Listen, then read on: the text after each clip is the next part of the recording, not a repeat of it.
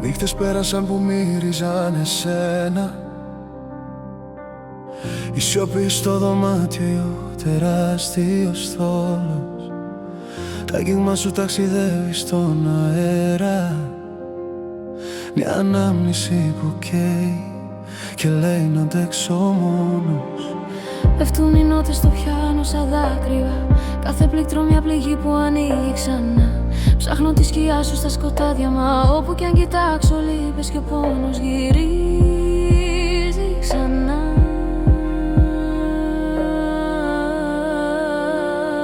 Το φεγγάρι με κοιτά και αναρωτιέται. Η απώλεια που πονά πόσο δύσκολα ξεχνιέται. Φώναξα το όνομα σου και ο ήχος χάθηκε στο κενό. Και νιώσα μόνος απέναντι στον απέραντο χωρισμό.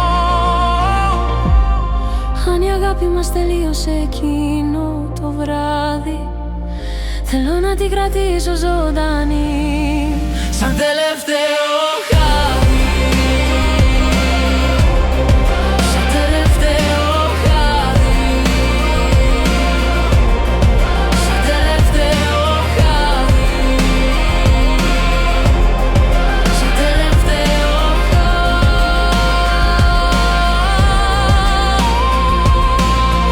Αν μπορούσα να γυρίσω το χρόνο πίσω, θα σε κράταγα σφιχτά να μη σε ξαναφήσω. Δεν θα άφηνα τη νύχτα να σε τυλίξει, ούτε η μοίρα την απώλεια να ορίσει.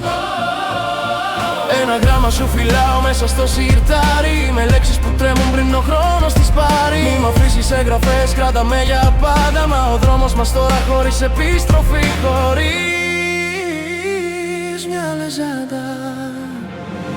Το φεγγάρι έσβησε στην άκρη ενός βουνού,